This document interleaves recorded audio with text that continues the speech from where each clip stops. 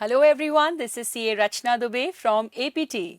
So I welcome you to this fourth out of the 10-day series on negotiable instruments made easy. Basically, अभी तक जो हमने पढ़ लिया, I hope you have had a grip over it. I have also sent you the notes in the link. किसी ने अभी भी मिस कर दिया हो तो वो प्लीज लिंक्स में देख लें. We did the meaning of NI, the types of NI, promissory note, bill of exchange and check. We also did कि acceptance बहुत डिटेल में हमने पढ़ा कि उसका मीनिंग क्या होता है.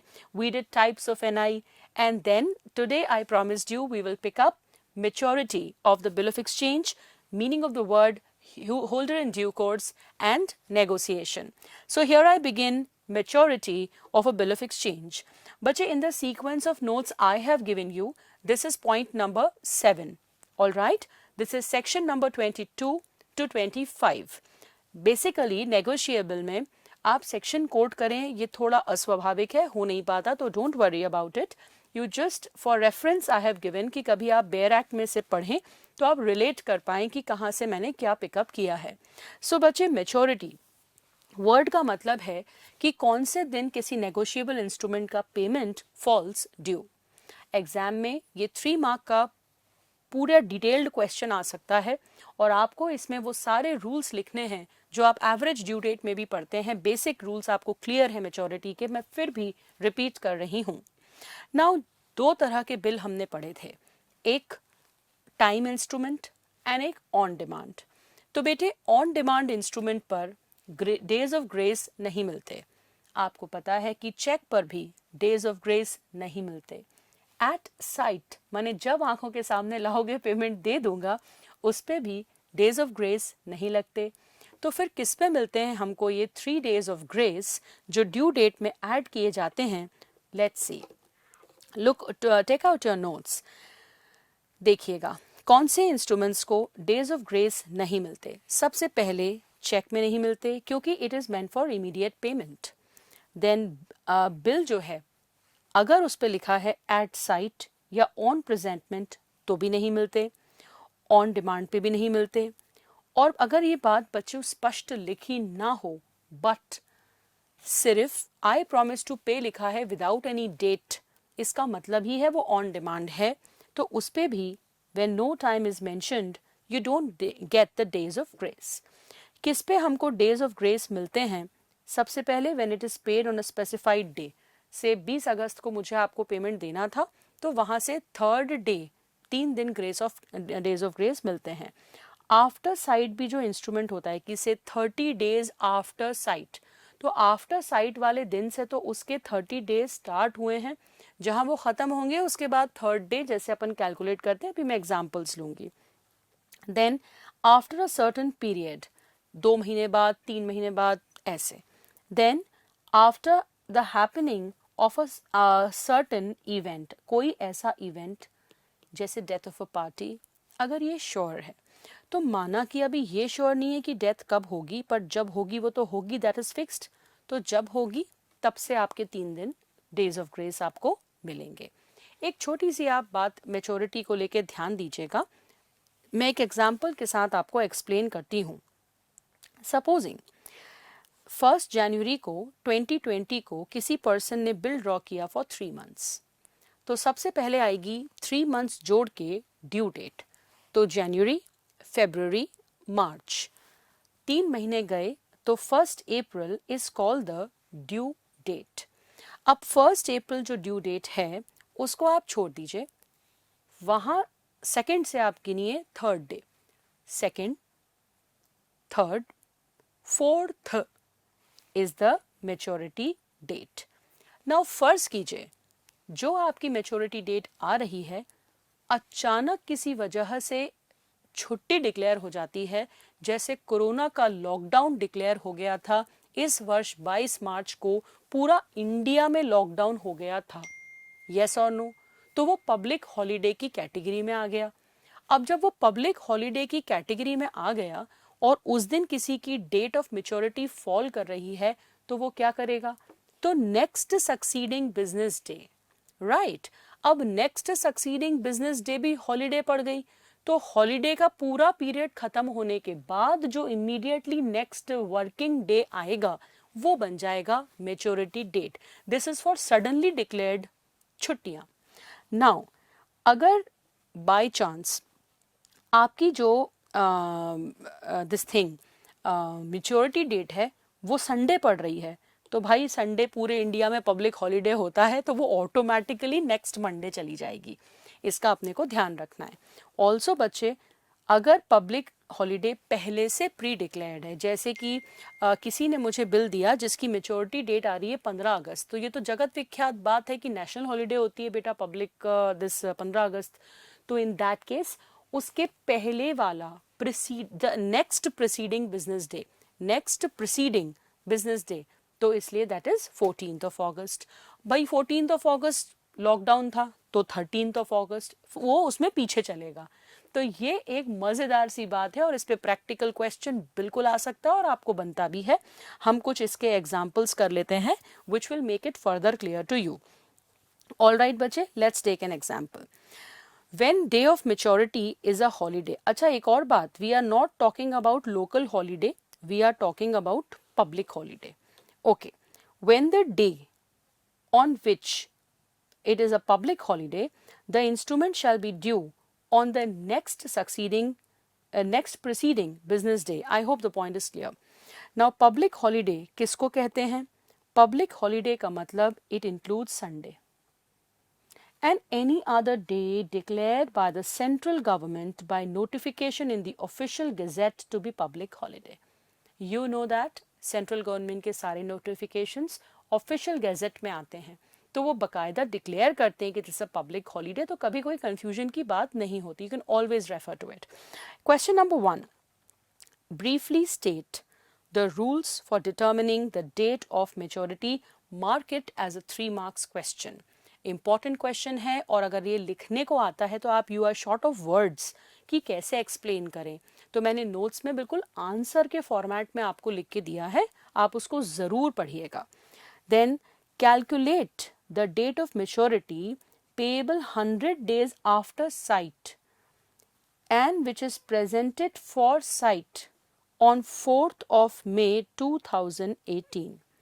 Now बच्चों, किसी ने 4th of May को साइट देखने के लिए प्रस्तुत किया और वहाँ से 100 days पे वो पेएबल था, तो कैसे अपन कैलकुलेट करेंगे सुनिएगा. सबसे पहले तो ये एक फंडामेंटल बात सीख लीजिए कि जिस दिन उसको प्रस्तुत किया जाता है वो वाला दिन काउंट नहीं होता. राइट? उसके बाद आप मई में 5th मई से काउंट कीजिए 30th मई तक, तो 5th और 30th दोनों को इंक्लूड करें तो 27 दिन होते हैं. मई के बाद आता है जून और आपको पता है जून में 30 days होते हैं. इतना तो बेसिक सीख के आए हो ना मेरे बच्चे कि 30 मार्च में क्या होता है तो अप्रैल में क्या होता है. ठीक है. सो जून में आपको पता है 30 days होते हैं, जुलाई में आपको पता है 31 days होते हैं. तो अब 100 days कैलकुलेट करने थे तो 27 हो गए, 30 हो गए, 31, तो 12 दिन बचे. तो अगस्त में से आप 12 days ले लीजिए. तो अगस्त के जब आपने 12 days जोड़े तो वो आई ड्यू डेट. अब वहां से आपको 3 days ग्रेस जोड़ने हैं. तो 12th को कंप्लीट हो रहा है तो 12th को तो लेते नहीं है. 13th, 14th, 15th. It is not 3 plus 4th day, it is the 3rd day. So 12th पे हमारी ड्यू डेट आई, 13th, 14th, 15th. 15 अगस्त छुट्टी होती है.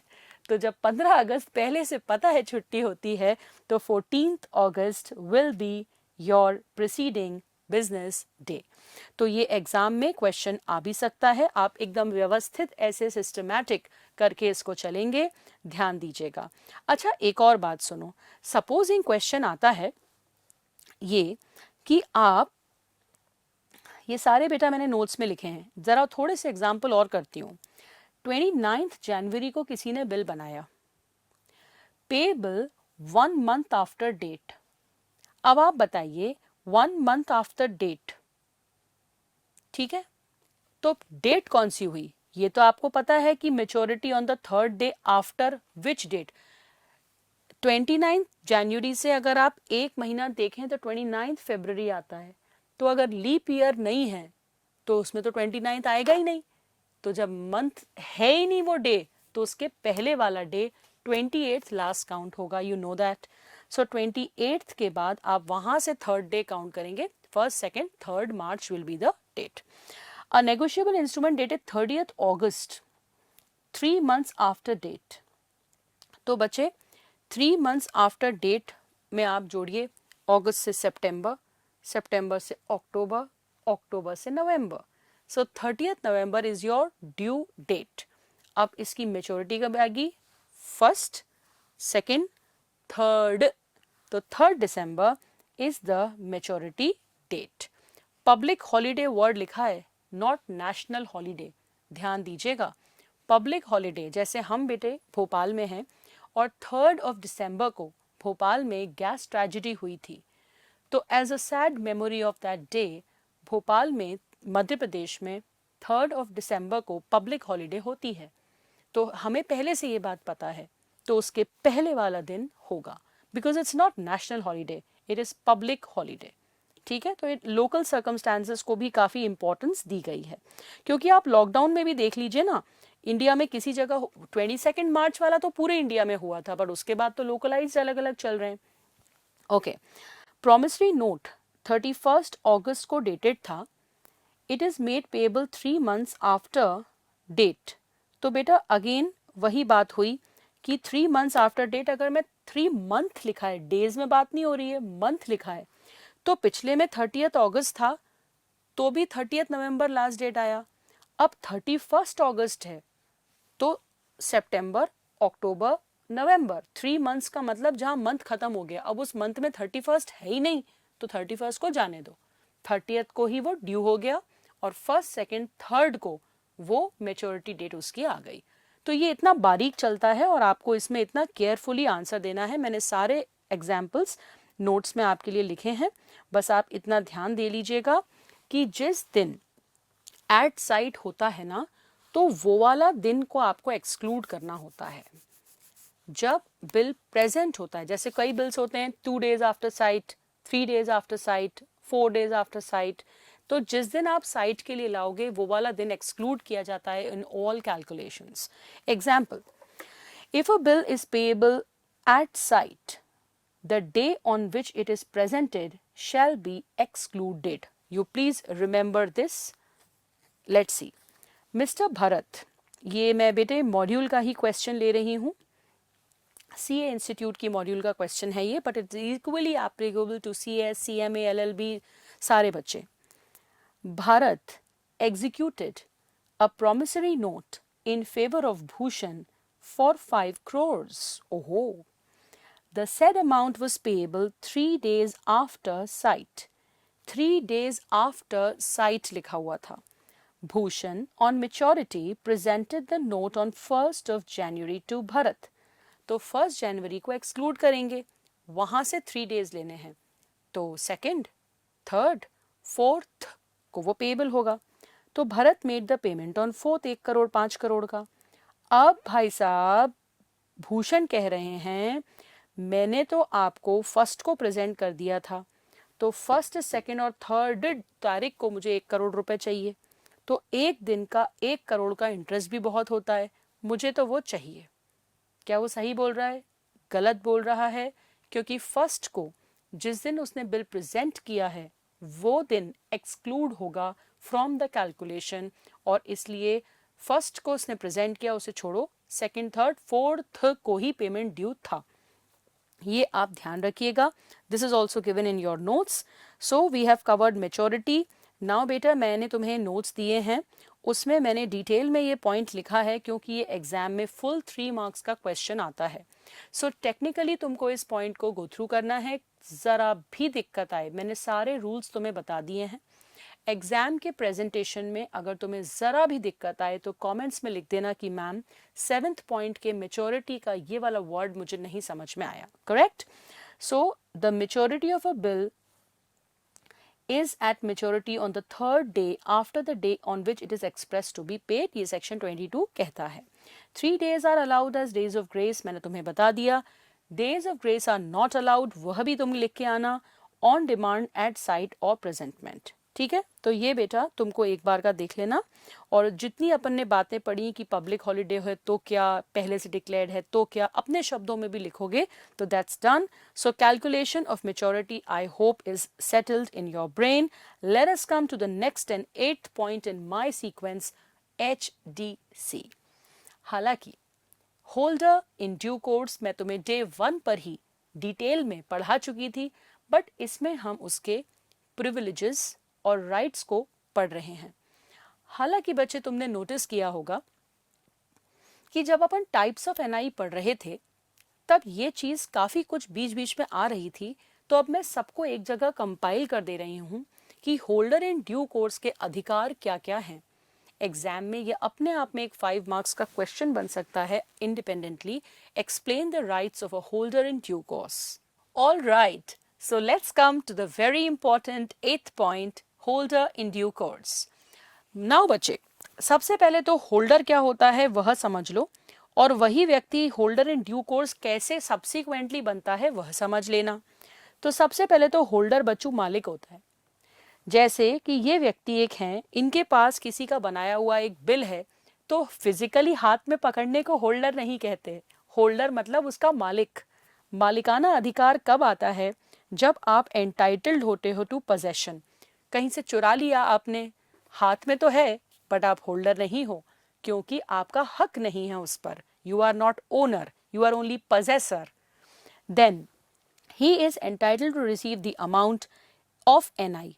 ऐसा एक व्यक्ति जिसको अपने पास रखने का भी हक है, जिसको उसका पैसा प्राप्त करने का भी हक है, वो मालिक है। इन हिज ओन नेम कहने का मतलब कि अपने स्वयं के नाम पर उस व्यक्ति को केस करने का अगर हक हो तब कहा जाएगा कि वो होल्डर है। अब इसमें 3 बातें और जोड़ दो। ये तो सोना है ही, इसमें सुहागा और जोड़ दो। वो क्या है 3 बातें? बिफोर मैच्योरिटी अगर मिला हो, गुड फेथ का मतलब होता है कि आदमी को बिल्कुल भी अंदाजा नहीं है कि इसमें डिफेक्ट क्या है, ना वो उसमें शामिल था बदमाशी में, उसको कुछ भी नहीं पता है। वो बिल्कुल साफ सुथरा इंसान है, सिंपल एट हार्ट। उसको पता है कि मैंने कुछ सामान बेचा है, कुछ भी कंसिडरेशन दी है, उसके बदले में मुझे मिल रहा है, दैट्स ऑल। तो यदि ये व्यक्ति में 3 एडिशनल कंडीशंस जुड़ जाएं तब वो बनता है holder in due course. Very very important concept मेरे बच्चे, you must B thorough with it. इसमें तो जरा भी कंफ्यूजन हो तो फिर से कमेंट्स में लिख देना, मैम 8th पॉइंट के इस पॉइंट पे डाउट है। सो होल्डर वह है जिसको ओनर है, जिसको हक है पोजेशन का, अपने नाम पे स्यू करने का, जो एंटाइटल्ड है पेमेंट के लिए। अच्छा, एक दिन तुम रास्ते से जा रहे थे, भेल पूरी खा रहे थे, तुम्हें रास्ते में चेक मिला, तो मैं क्या करूं? तुम होल्डर हो क्या? नहीं हो। ऐसे ही तुम एक दिन जा रहे थे और तुम्हें लगा कि यार किसी का पर्स पड़ा है, उसमें कुछ चेक जैसा दिख रहा है और तुमने चुरा लिया, क्या तुम एज होल्डर हो? नहीं। तो फिजिकली हाथ में पकड़ना, possessor is not the same as holder.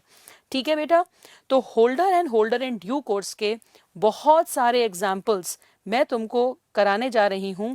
देखते हैं कि तुम क्या क्या बता सकते हो। ये मैंने स्क्रीन पे तुम्हारे लिए बनाया है एक ऐसा चार्ट जिसके सारे परम्यूटेशन कॉम्बिनेशन मैं तुमसे डिस्कस करने वाली हूं, and I do not think कि इसके बियॉन्ड कुछ भी इंस्टीट्यूट तुमसे पूछ सकता है या कॉलेज तुमसे पूछ सकता है। सबसे पहले बताओ बताओ बताओ बताओ, ये है मिस्टर ए, इन्होंने एक चेक चुरा लिया, इज ही होल्डर? नो। उन्होंने उसको सड़क पे से उठा लिया, इज ही होल्डर? नो। भाई पोजेसर की थोड़ी बात हो रही है, he should be entitled to payment ना। पराया धन है वो, कैसे उठा सकते हो आप उसको? Got a cheque as a gift, यो यस ही इज होल्डर। क्यों ये होल्डर है? क्योंकि जब आपको कोई गिफ्ट मिलता है तो आपका हक है, आपको उस चेक को अपने पास रखने का हक है ड्यू डेट तक। अब इसी में क्या ये होल्डर इन ड्यू कोर्स है? कॉन्सेंट्रेशन से सुनो। तुम्हारी बर्थडे पार्टी थी, तुमने हमको बुलाया, हमने सोचा गिफ्ट नहीं है, 1000 का चेक दे देते हैं तुमको, जैसे अपने यहाँ इंडिया में चलता है 2000, 1000, 500, 200, 100 तो हमने तुम्हें 1000 का चेक दे दिया, ठीक है, मतलब चेक दे दिया। या होल्डर तो तुम हो, बट क्या तुमने हमें उसके बदले में कोई कंसिडरेशन दी है? नहीं ना, तो तुम होल्डर इन ड्यू कोर्स नहीं हो भाई। अंतर समझ में आया?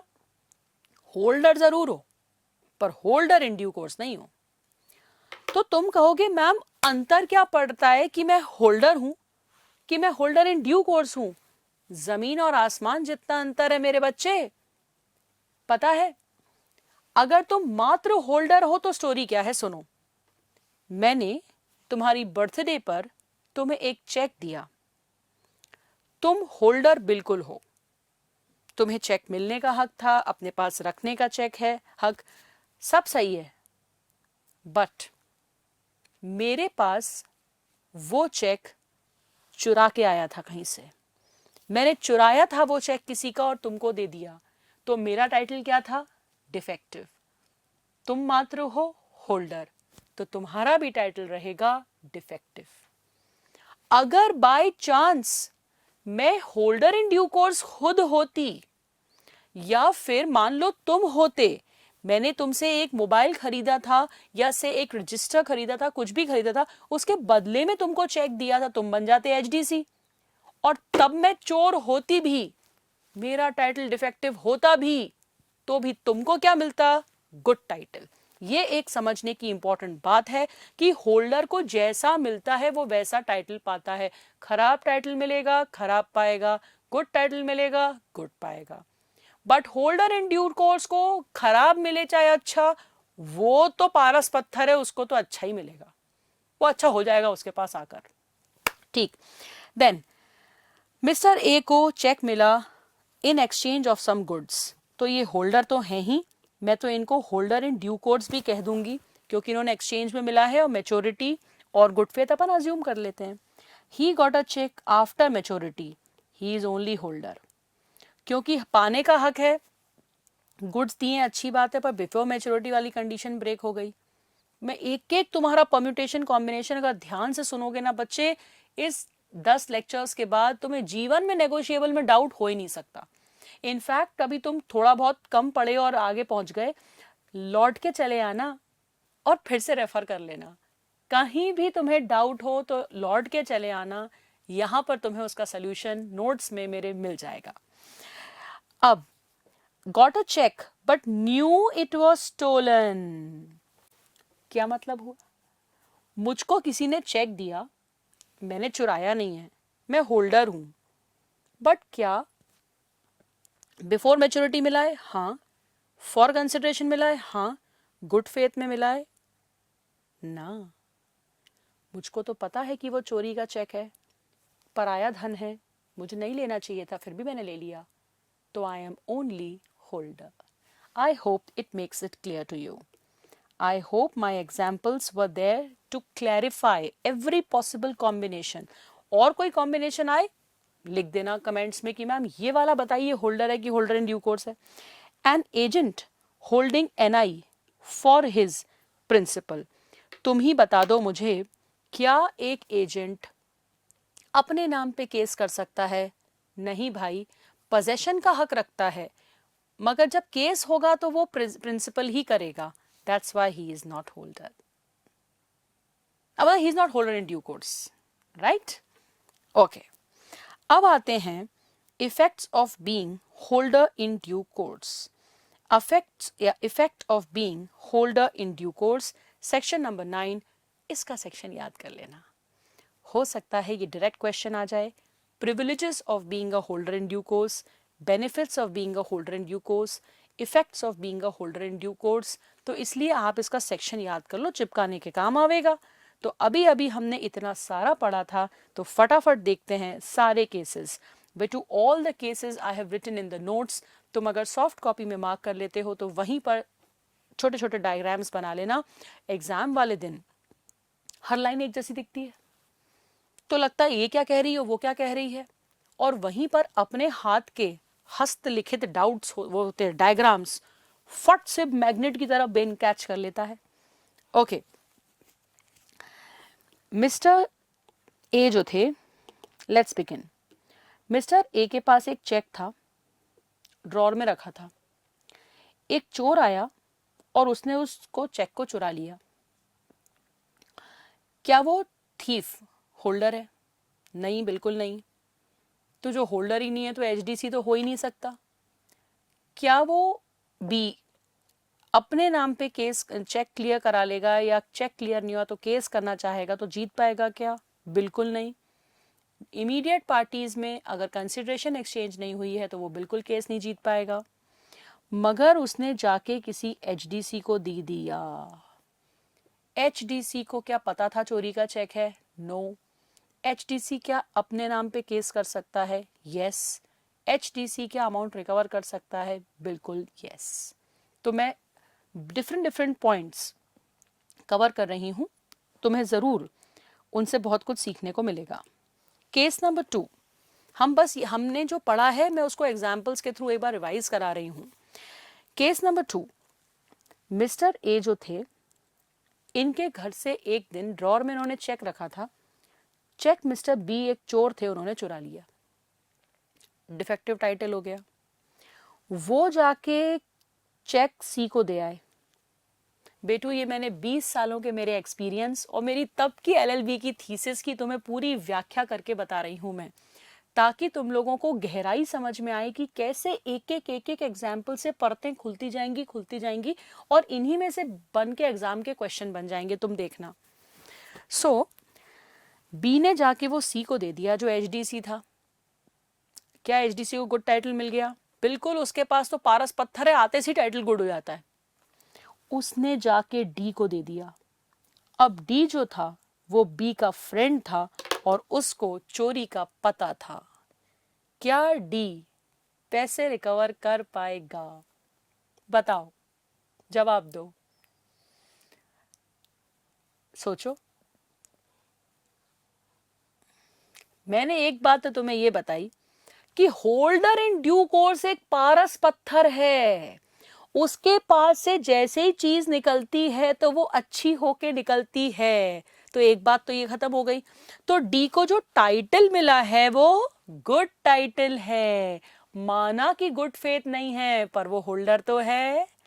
माना कि उसको पता है चोरी का, पर उसने तो चोरी नहीं की है, तो वो होल्डर तो है, क्योंकि holder is entitled to possession, भले ही उसको गुड फेथ वगैरह पॉइंट्स तीनों लागू नहीं होते तो इसलिए he can recover the payment, because एक तो ही इज खुद होल्डर और उसके पास आया है एचडीसी से स्कैन होके, तो वो अच्छा होके ही उसको मिला है।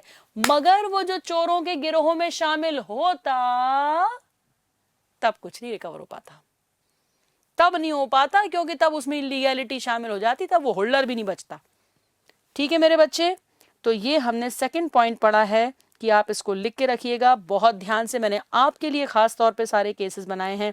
केस नंबर 3, बारीक बारीक बातें हैं, ध्यान से सुनिएगा। केस नंबर 3, मिस्टर ए ने एक बिना साइन किया हुआ चेक रख दिया, अपने ड्रॉर में बिना साइन किया हुआ चेक रख दिया, और एक चोर ने आके खाली ब्लैंक चेक उठा लिया, ब्लैंक चेक बुक पे साइन कर दिया और जाके एचडीसी को दे दिया।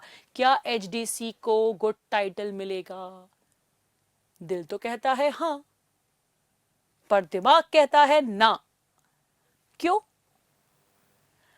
भाई? टाइटल खराब होता है ना, तब उसको अच्छा कर देता है HDC, but forgery is a nullity.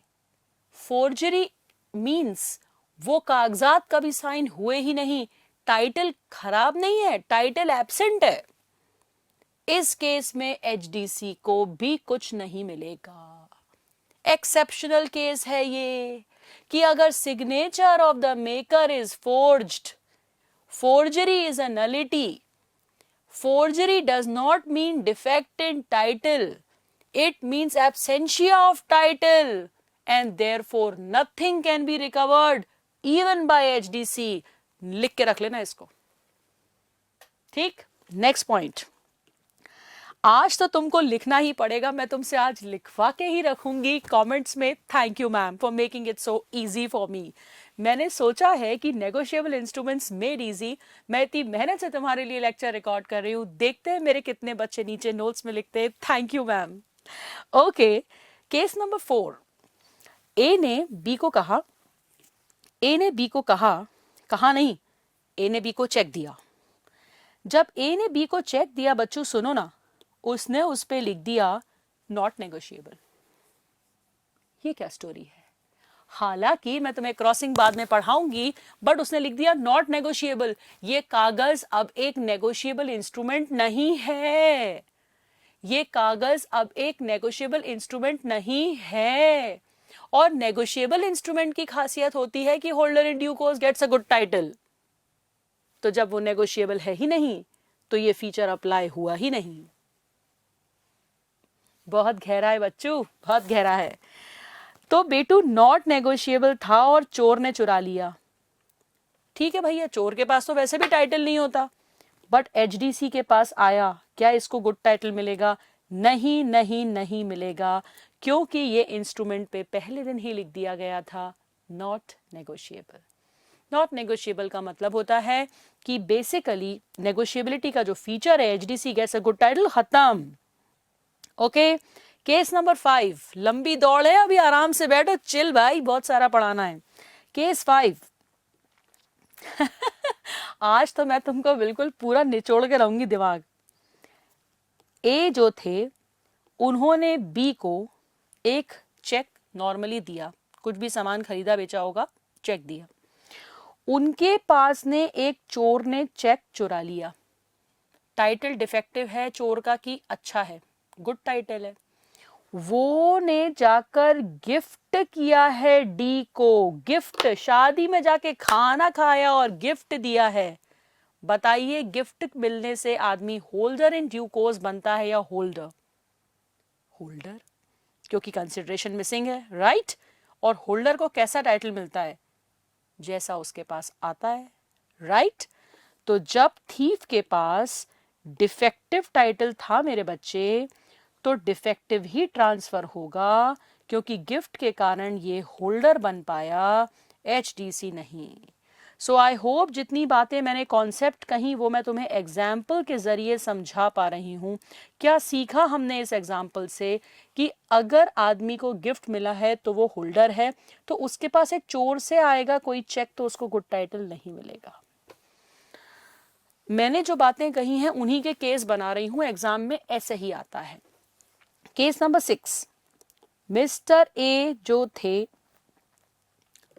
अब ये मैं एक नया पॉइंट पढ़ा रही हूं। मिस्टर ए ने बी को चेक दिया। तुम्हें मालूम है कि एंडोर्समेंट का मतलब आदमी आगे अपना चेक दे सकता है। बी ने सी को दिया, सी ने डी को दिया। जिस दिन सी ने ए के अकाउंट में चेक डाला, सॉरी डी डालेगा ना ए के अकाउंट में, तो जिस दिन बेटा डी ने ए के अकाउंट में चेक डाला, चेक हो गया बाउंस, पेमेंट रिकवर नहीं हो पाया, वो एचडीसी था। तो उसकी एक ड्यूटी है कि उसके पहले जो पार्टीज हैं, जिनको प्रायर पार्टीज बोलते हैं, उनको नोटिस देना जरूरी है। अगर डी चाहता है कि मैं सी और बी से जाके बोलूं कि तुम लोगों ने मुझे ये चेक दिया था, मुझे मेरे पैसे दो, मिलेंगे, बशर्ते वो नोटिस दे, तो एचडीसी को भी अपने से पहली पार्टीज पे केस करके पैसे वसूलने का हक है, परंतु नोटिस देने की ड्यूटी भी है। तो इस कॉन्सेप्ट से हमने क्या पढ़ा कि जितनी भी प्रायर पार्टीज हैं सब होल्डर इन ड्यू कोर्स के प्रति जवाबदार हैं।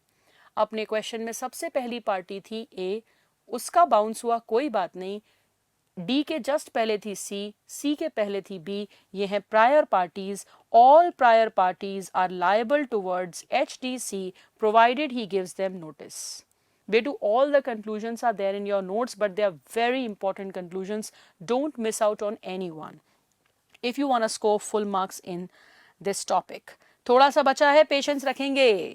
ए और बी जो है उन्होंने एक दूसरे को विदाउट कंसिडरेशन अकोमोडेशन बिल दिया, ये हम पढ़ चुके हैं, मैं सब एक जगह ला रही हूँ बस। तो तुमको बेटा मालूम है कि अकोमोडेशन बिल माने पार्टीज के बीच में कोई कंसिडरेशन एक्सचेंज नहीं हुई, तो बी तो कुछ रिकवर नहीं कर पाएगा, पर बी अगर एचडीसी को ये चेक दे दे तो एचडीसी रिकवर कर पाएगा, बिकॉज कोई भी एचडीसी के सामने ये प्ली, दलील, पक्ष पेश नहीं कर सकता कि भाई ये तो विदाउट कंसिडरेशन ड्रॉन था, मेरा कोई लेना देना था नहीं। एचडीसी के प्रति तो आप जवाबदार रहेंगे ही रहेंगे। तो even if a accommodation bill या bill without consideration reaches HDC, he has a right to recover. ये उसका हक है। हम यही पढ़ रहे हैं कि what are the privileges of HDC. Case number 8, inchoate instrument. Do you remember? Yes, you should be. तुम्हें लग रहा होगा मैम आपके अंदर अर्नब गोस्वामी की आज आत्मा आ गई, लगता है नेशन wants to know. अरे I want to know, your teacher. Nation doesn't want to know what is inchoate instrument. बेटू ए और बी के बीच में एक इनकोहेट इनकम्प्लीट इंस्ट्रूमेंट शेयर हुआ। एक्चुअल इंटेंशन 7,000 थी, स्टैम्प की वैल्यू 20,000 थी। बताओ बी क्या रिकवर कर पाएगा? ए और बी आपस में जिसको देना था ओनली एक्चुअल अमाउंट, बट वही पहुंच गया एचडीसी के पास, तो वो कितना रिकवर कर सकता है? Up to stamp value. हम पढ़ तो चुके हैं ये, बट ये सब मैंने एक जगह कर दिया है so that it becomes easy for you. ये हम प्रिविलेजेस पढ़ रहे हैं। बस 2 केस और बचे हैं। मिस्टर ए और मिस्टर बी 2 फ्रेंड्स थे। बाय चांस बच्चे बी जो है उसको एक नेगोशिएबल इंस्ट्रूमेंट मिला है फ्रॉड्स करके, इलीगल तरीके से सामने वाले की कनपटी पे ये रख के। तो बताओ क्या बी को टाइटल मिला? No title. बट जब वो जाएगा किसके पास? सी के पास, जो होल्डर इन ड्यू कोर्स है। क्या वह ये दलील पेश कर पाएगा कि ये नेगोशिएबल इंस्ट्रूमेंट घुम गया था और मैंने ये कभी नहीं साइन किया था, ये मेरे से गुम गया, पता नहीं किसने फ्रॉड से ले लिया, मेरी कनपटी पे बंदूक रख के ले लिया, मैंने कोई कंसिडरेशन नहीं दी थी? नहीं भाई, इवन फ्रॉड और इलीगल तरीके से अक्वायर्ड इंस्ट्रूमेंट इमीडिएट पार्टी को कोई हक नहीं देता, पर एचडीसी को तो भाई साहब वो हक देता है। आप उसके अगेंस्ट कोई दलील प्रस्तुत नहीं कर सकते हैं। ठीक है, लास्ट एक छोटा सा पॉइंट, केस नंबर 10। लास्ट एक छोटा सा point, case number 10। I know you must be tired बच्चे, but do understand that we are doing from basics to deepest. मैंने स्टार्टिंग में तुमसे कह दिया था we will be doing basics to deepest. So conditional instrument, अब कोई मुझे फास्ट फॉरवर्ड करके मत पढ़ना। कंडीशनल इंस्ट्रूमेंट और एस्क्रो। बेटू एस्क्रो क्या होता है? जब भी आप किसी इंस्ट्रूमेंट में कोई कंडीशन डाल देते हैं कि ये गुड्स आ गए तब मैं लूंगा, सामान पहुंच जाएगा तब ये वैलिड है, उसको बोलते हैं एस्क्रो। तो कंडीशनल बिल ऑफ एक्सचेंज या एस्क्रो पहुंचा एचडीसी के पास और जिसने कंडीशन लगाई थी कंडीशन पूरी नहीं हुई, क्या वो यह दलील एचडीसी के सामने रख पाएगा कि मैंने तो वो कंडीशन लगाई थी, वो पूरी नहीं हुई, तो मैं आपको क्यों दूं? एचडीसी के सामने कुछ नहीं चलेगा। सो 10 केसेस मैंने तुम्हें पढ़ाए हैं समझने के लिए, बट बच्चों मैंने एक इंपॉर्टेंट क्वेश्चन है एग्जाम का, who is holder in due course and what are the privileges. तो मैंने तुम्हारे लिए इसका आंसर नोट्स में बिल्कुल प्रॉपर बकायदा बना के दिया है, समझा मैंने पूरा दिया है। और क्वेश्चन है what are the privileges of holder in due course, and तुम उसका मीनिंग लिखना पहले and then you write the privileges one by one. जो केसेस हैं उन्हीं की थ्योरी तुम्हारे पास है, so you can write it. अब जरा मैं तुमसे एक क्वेश्चन पूछ लूं, then we will move on to the next topic. Let's see whether you are able to answer. वो जो मैंने चार्ट बनाई थी ना वैसे ही है।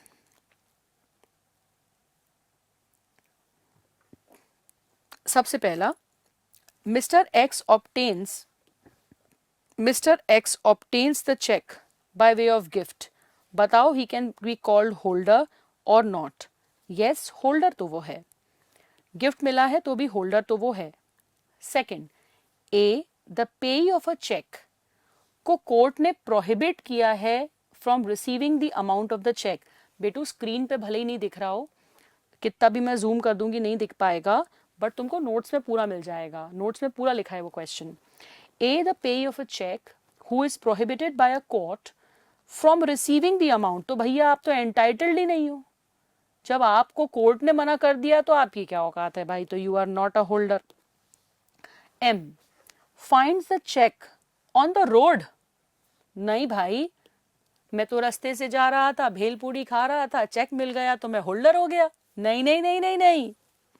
Then fourth one, Mr. B is an agent. उसको एक इंस्ट्रूमेंट दिया है. मिस्टर बी जो है वो सी के एजेंट है. सी ने उनको एंडोर्स करके नहीं दिया है, बस बतौर एजेंट बी के पास रखा है. तो हु इज द पे, मतलब सी जो हैं, जो पेई थे, उन्होंने एंडोर्स नहीं किया है बट बतौर एजेंट रखा है. एजेंट बहुत सारे काम करता है ऑन बिहाफ ऑफ प्रिंसिपल. तो क्या एजेंट होल्डर हुआ? नो, क्योंकि शर्त क्या है होल्डर की? He should be able to, he is entitled for a money. क्या वो एंटाइटल्ड है खुद? नहीं, उसका प्रिंसिपल एंटाइटल्ड है. Second, he is entitled to possession. हाँ, वो जरूर है, but is he entitled to sue in his own name? No. जब भी केस होता है प्रिंसिपल के नाम पे होता है. हाँ, एंडोर्समेंट करता कि अब मैंने तेरे को ही मालिक को पे ही बना दिया तो बात अलग होती.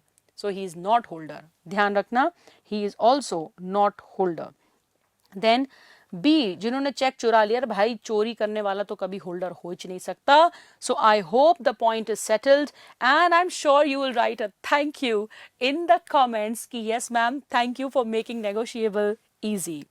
एंड यस, तुम मेरे स्टूडेंट्स हो and all my students are energetic and motivated and solid focused कि हमको करना है. We have to get full marks. अब तो वैसे भी बच्चे, चाहे सीए हो, चाहे सीएस हो, चाहे सीएमए हो, चाहे एलएलबी हो, हर जगह there is a combination of objective and subjective.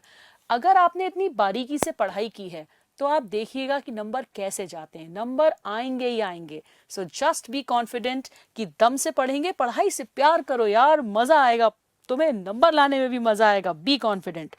आज मैंने सोचा था तुमसे थोड़ी सी बात ये भी कर दूं कि तुम लोग भाई सब इतने दम से पढ़ तो रहे हो, बट तुम अपनी बॉडी का बिल्कुल ख्याल नहीं रख रहे हो. ये तो ठीक है कि आजकल कोविड के चक्कर में तुम लोग बाहर नहीं जा रहे हो, तो बाहर का नहीं खा रहे हो, दैट्स फाइन. जंक फूड नहीं खा रहे हो, बाहर का फूड नहीं खा रहे हो, बट क्या घर में भी तुम प्रॉपर खाना खा रहे हो? कुछ लोग नहीं खा रहे हैं. क्यों मैंने बीच में ये पॉइंट बोला? क्योंकि बच्चे, दिमाग को खुराक कहाँ से मिलती है? पेट से. तो if you will feed your self good, only then the nutrients required by your brain you will get. तो जब तक एग्जाम्स हैं मेरे प्यारे बच्चों, कम से कम स्प्राउट्स खाओ. नॉनवेज कुछ समय नहीं खाना चाहिए, हालांकि ये एक पर्सनल चॉइस है, बट फिर भी अपने पेट को दम लगती है उसको पचाने में. तो अभी just relax on your body. Please have some sprouts. 2-3 महीने की तो बात है, फिर तो एग्जाम ही है. Please have almonds. बादाम आपकी आंखों को, दिमाग को तंदुरुस्त रखते हैं. इतना ज़्यादा आप काम कर रहे हैं अभी आईज पे, ऑनलाइन क्लासेस चल रही हैं, दिन दिन भर आप कंप्यूटर से लॉग्ड इन है, तो प्लीज़ हैव बादाम. आंवला खाइए ज़रूर बच्चे, बिकॉज विटामिन सी आपके लिए बहुत ज़रूरी है. हमें एग्जाम तक बीमार नहीं पड़ना है.